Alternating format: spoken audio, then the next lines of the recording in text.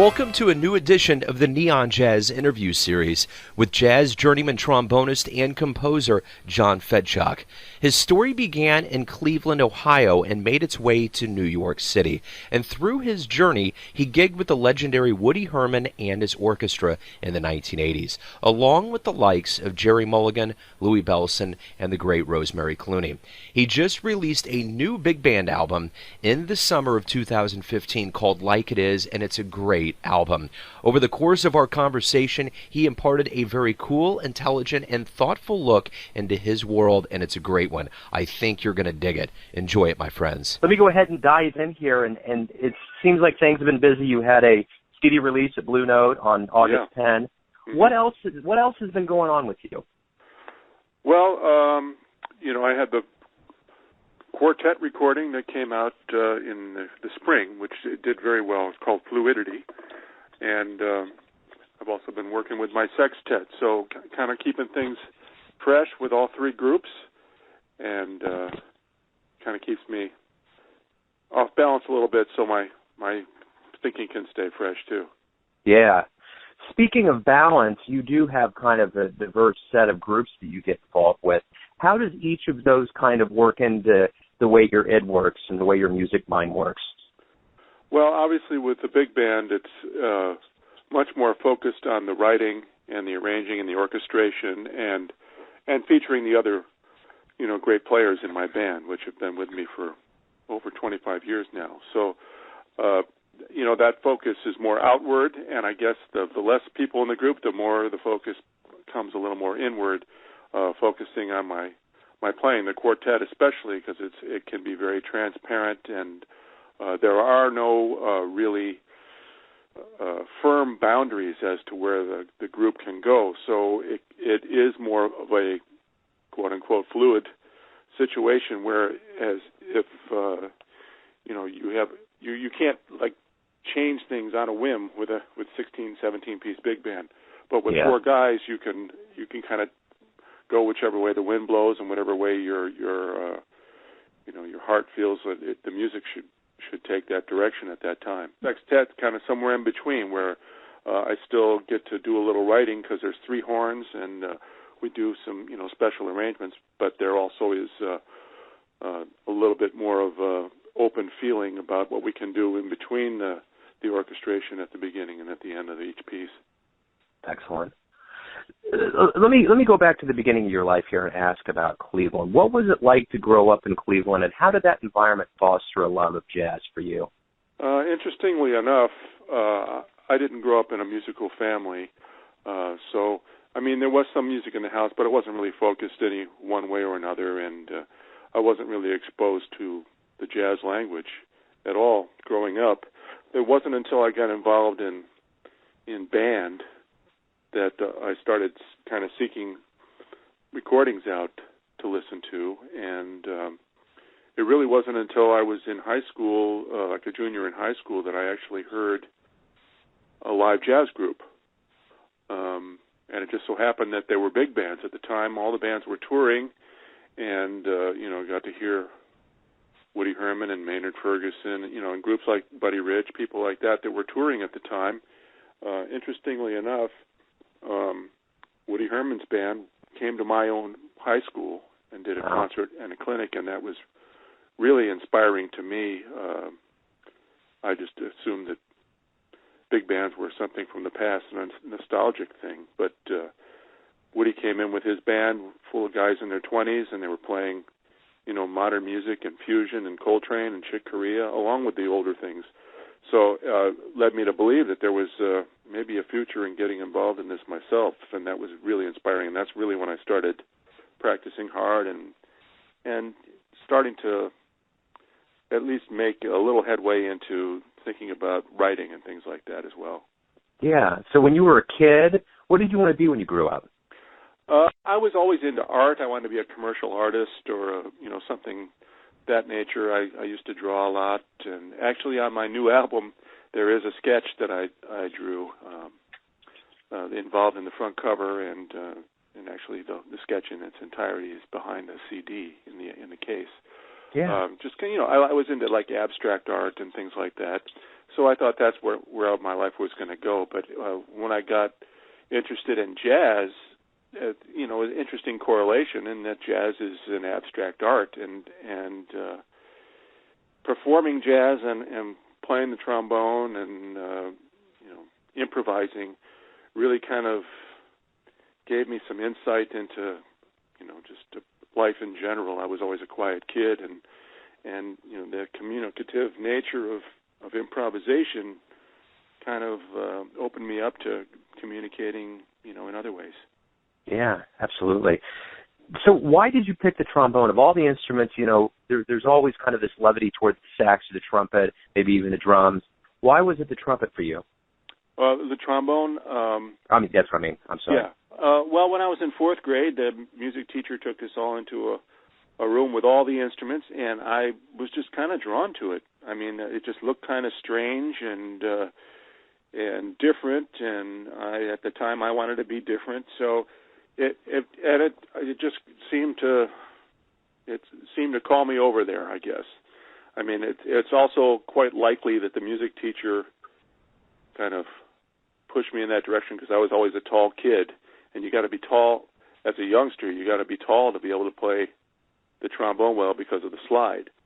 Yeah. So could have been partially that too, but I just really thought it was you know, something special. And at the time, it wasn't that far of a reach because you were hearing brass instruments on the radio, even in pop music, quite frequently. So the trombone wasn't as strange as it might be perceived now as a choice because it was more visible.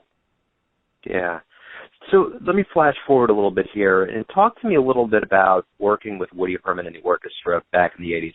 How instrumental was that for you in your development as a musician? Well, it was huge because, well, first and foremost, it was the big inspiration for me to pursue being a jazz musician.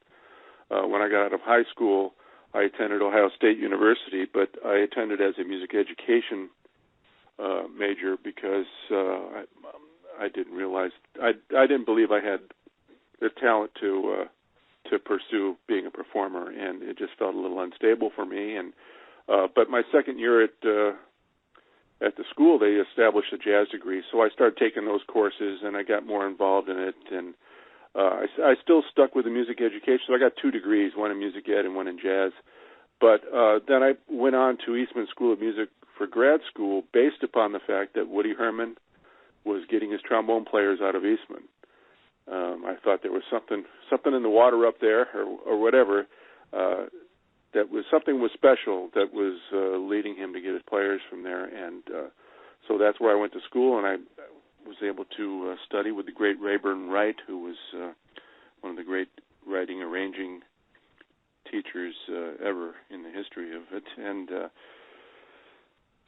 then I met some people who knew people on Woody Herman's band that had gone to school there, and eventually met the right people to get them a recording of my playing, and that's how I got on the band. So that, you know, that was really important to me. Just Woody's band was just the impetus to become a jazz musician. And then once I joined the band, the experience of playing all over the world for 7 years and just being able to do it every day. I mean, we were doing one-nighters, up to 46, 47 weeks a year, being out on the road in a different town every night. So you really learn how to play with people, and of course I was exposed to all the great arrangers through the music in Woody's book. And I kind of would take note of things, and that's kind of how I began my writing for the band, was just through the love of all that great music. So it was really instrumental. And of course, the longer I was on the band, the more things I started doing, and I started writing for the band and helping to produce some of the albums he did, the last few he did in his life, and met a ton of great players, which when we did our Blue Note CD release on Monday, 11 of the guys in the band had some experience with Woody Herman, that I had worked with them on Woody Herman's band. So it was really instrumental in shaping how I was going to perceive music and how I was going to approach my life once I came to New York. Right on. So you moved on from there and performed with Gerry Mulligan, Louie, Bellson, Rosemary, Clooney. What's it been like to be around those kinds of creative forces Well, when you're traveling around, everybody's, especially in their younger years, you all have, a drive to get better and, aspirations to become greater than just some college kid playing music on the road.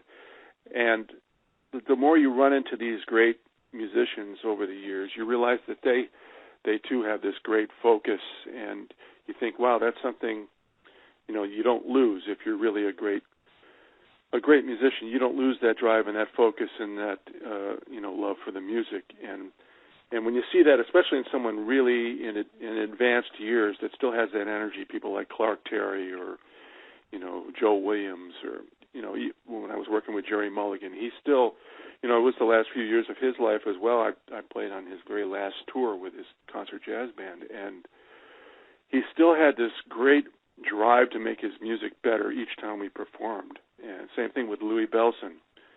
He just had this great positive energy about him that, was very infectious to the band. And he wasn't like phoning it in.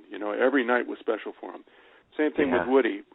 Even when he was in his 70s, he would look, very, very off stage. He would look very, decrepit, hard to get around, and then he would walk on stage and he was like a little kid. So very, very inspiring to me. Yeah. So I'm going to come back to your big band. That's a pretty big achievement to have a band around for several decades and to have everyone intact.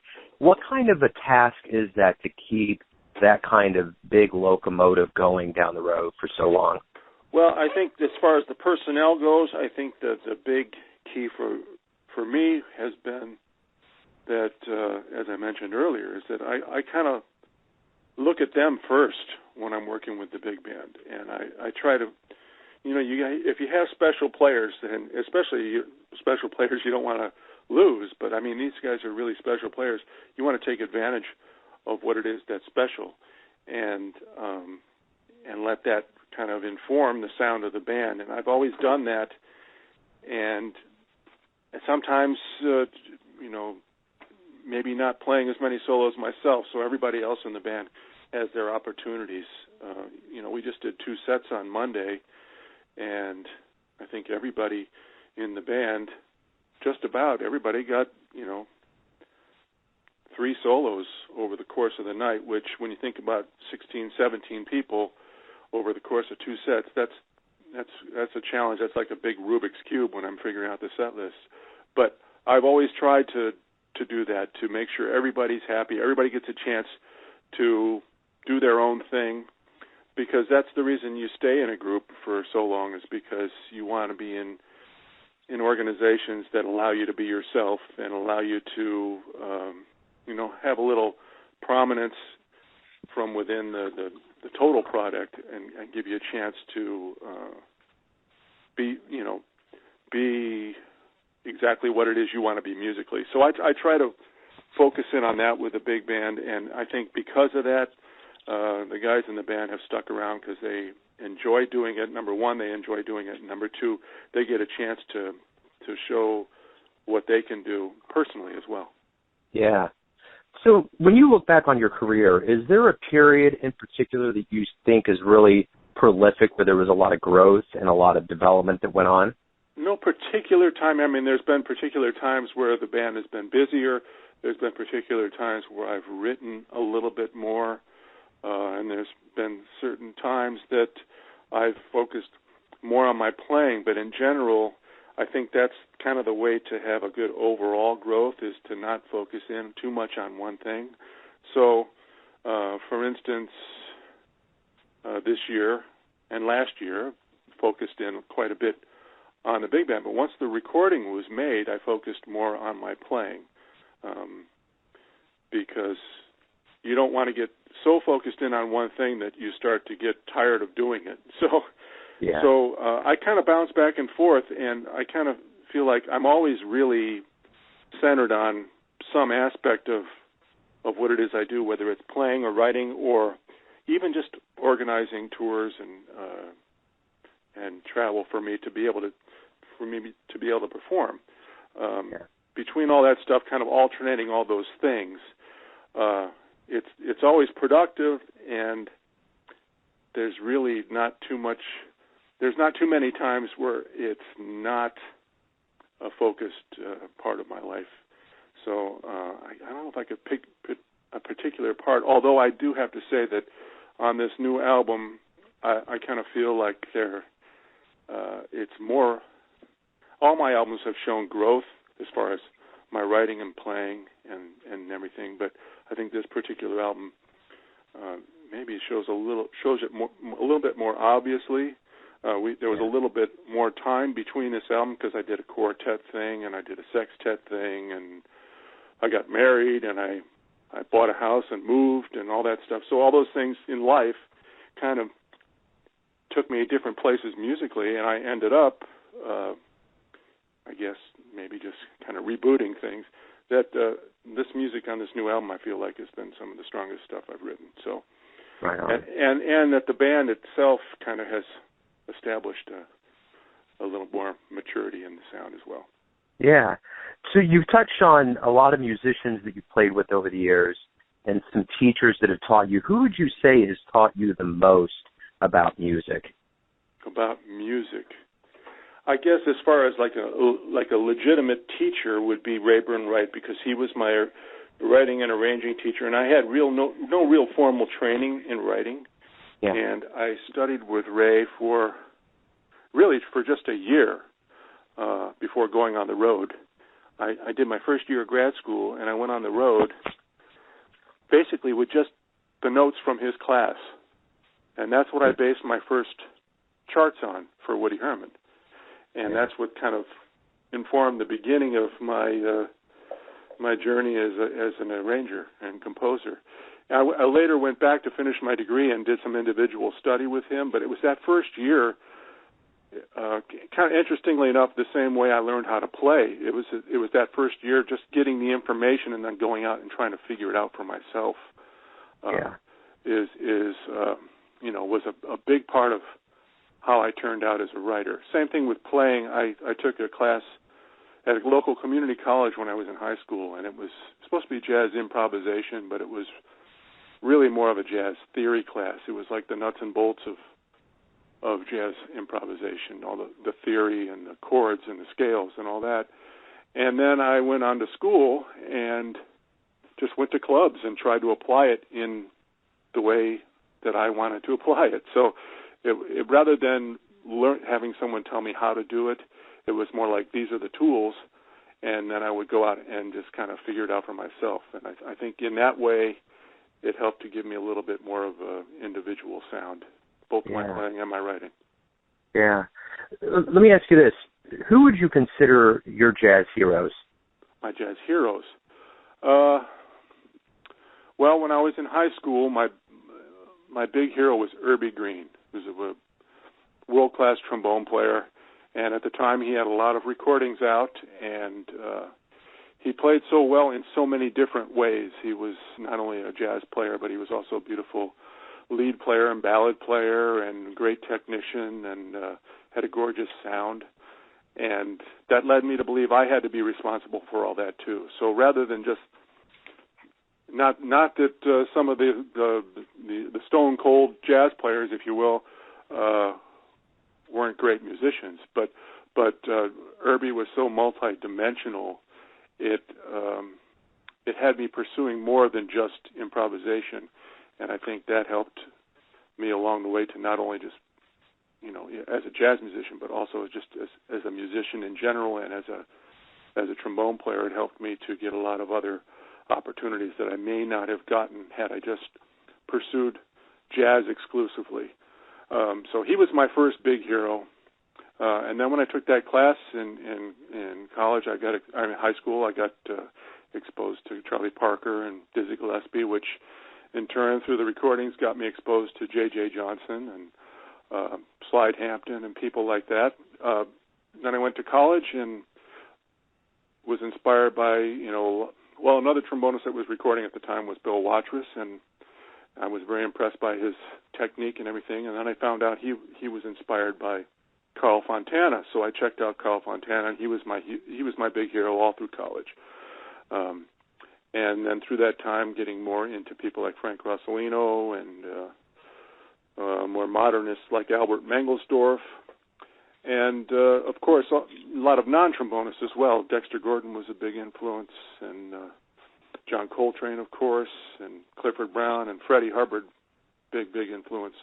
So, and with every recording I would get from each of these guys, one of their sidemen would be someone I would want to check out. So, I'd get a Freddie Hubbard record and it had Hank Mobley on it. I'd go buy Hank Mobley records, you can get a Hank Mobley record and it's got Philly Joe Jones on it. And it would just I just let my likes and dislikes decide which way I was going to go as far as what I wanted to listen to and what was going to inspire me, and that also helped to shape the way I play.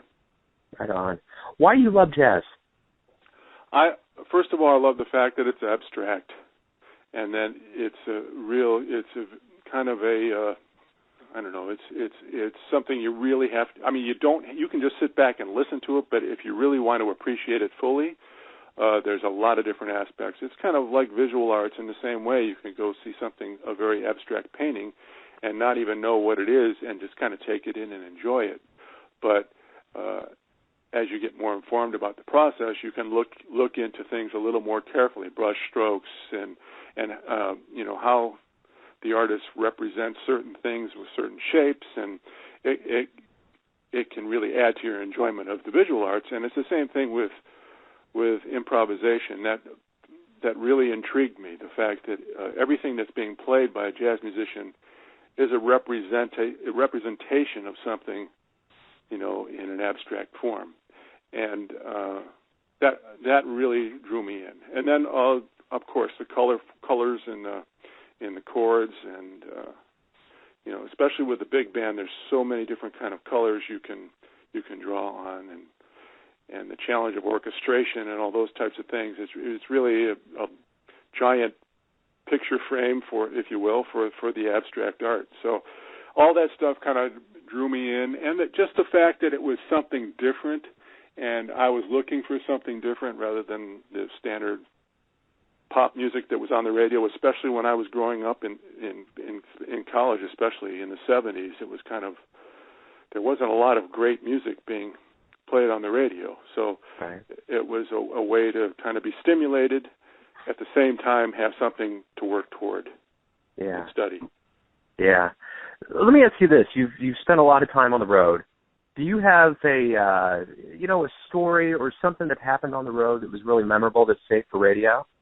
Well, I think one of my greatest remembrances of being on the road with Woody Herman was the last couple of years of his life. I was his musical director and chief arranger, and so I would rehearse the band, and I would write the charts, and he would kind of give me an idea as to, he'd maybe give me a month or two or maybe 3 notice as to when the next album was going to happen, and if we needed music, I would sometimes take off, or sometimes it would be timely in that we'd have a break during the holidays or something to write music for the band. But many times on those recording sessions, I would be running the show. Woody would come out like it was a gig, and I would have to get everything ready with the album producers and the engineers and any guest artists we might have, coordinating all that stuff so Woody could just come out and play. And I remember one particular album we did where there was a lot going on and a lot of new music I'd written, and we hadn't been playing it long. And literally during the performance, I'm standing up from my chair and waving things in and out and cueing people and all that, at the same time trying to play my own parts and be a soloist and feel like I was part of the band. So that was a real challenge for me. Those are the things that really ring in my head when you think about something, that was a big moment, because those were Woody's last recordings. They were both Grammy-nominated things, but it just, when I think about those albums, the first thing I think of is, of course, it was stressful, but it was also kind of a thrill, to be involved that deeply on something, especially when these two albums, they were both live albums. So whatever happened was going to be the album. So it was really all sitting on my back as far as how successful it was going to be. So those were the big thrills. Obviously, playing with great musicians over the time with the band. I mean, we got to work with so many great players: Stan Getz and Zoot Sims and Dizzy Gillespie and Cab Calloway and Nancy Wilson, Joe Williams, Tony Bennett. You know, all these great artists. Every one of those was just like a thing I still have in the memory banks. I can draw, I can kind of draw a picture of what everything looked like during those times because they just made an indelible mark. Yeah, absolutely. Let me ask you this on a cellular level. What is the greatest thing about waking up every day for you? Well, first that I woke up. I just kind of I try to take each day as it comes. And so you never know how a day is going to progress. Depending on what's going on in my life, waking up might mean I've got a long list of stuff to do, or waking up might mean I have the luxury of being able to relax and either practice or write music or, work on, something for a tour. It might mean, just taking some time to let everything sink in, listen to some music or take a walk and try and be kind of alone with my thoughts. I think that's a big thing for me is, as far as creativity goes, is having the opportunity to be alone with my thoughts. And many times that's hard to do in this world today. Yeah. Everybody's always plugged in, either got earbuds on or, connected to the internet or something. And usually those things for me kind of kill my creativity. So sometimes it's just an exciting idea for me to just be with my thoughts. And as a jazz musician, I always have music going on in my head. So if I've got something else going, that kind of cancels that music out. And being alone with my thoughts and that music that's in my head many times will spark a new idea. Yeah. And that's a big thrill for me when I do get those ideas that are like, wow, okay, this is something I definitely have to pursue. Let me get home and write this down, or let me jot it down, on a piece of paper or something. Because those are the ones that truly become something. Yeah. I mean, you can always force the issue, but the ones that come to you kind of organically always seem to be the ones that are special. Yeah, absolutely. So you've played with a lot of musicians over the years. You're a celebrated jazz cat yourself. I know you're far from being done, but when you look back on your life that you've spent creating music and making people happy with the music, what do you want to be remembered for in the world of jazz? Well, that's tough because I do so many things, and I think it's interesting. I'll meet some people that are out there, and wherever in the world doing like music education. They'll be doing jazz bands and things like that, and they'll meet me somewhere, and they'll say, "Well, I knew you from your writing." And then I'll meet some people that say, "Oh, I knew you from your playing. I didn't know you were a writer." And then I didn't know you could do production, and I didn't know you were a soloist. And so I don't want to say I want to be remembered as a guy that did everything, but I guess I'd want to be remembered for the full breadth of what I do. I think a lot of it, kind of some people think if you do one thing well, you can't do something else well. And I kind of, maybe because of my original inspiration of Irby Green, being able to do so many things so well, I really try to have that same importance of doing things with a really focused and fine-tuned effort, so that they all have that same quality. That right there, I think that's probably the best way to end this interview. Hey, John, it was a pleasure to get to know you a little bit. Thanks for spending some time with me. I really appreciate it. Sure thing, Joe. Thanks for listening and tuning in to yet another Neon Jazz interview, where we give you a bit of insight into the finest players in New York City, Kansas City, and spots all over America, giving fans all that jazz. And thanks to John for giving us all of that quality music and goodwill.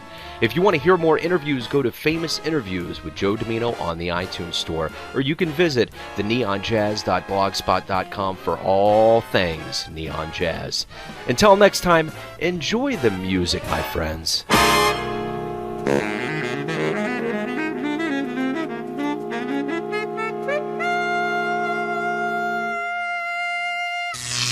Neon Jazz.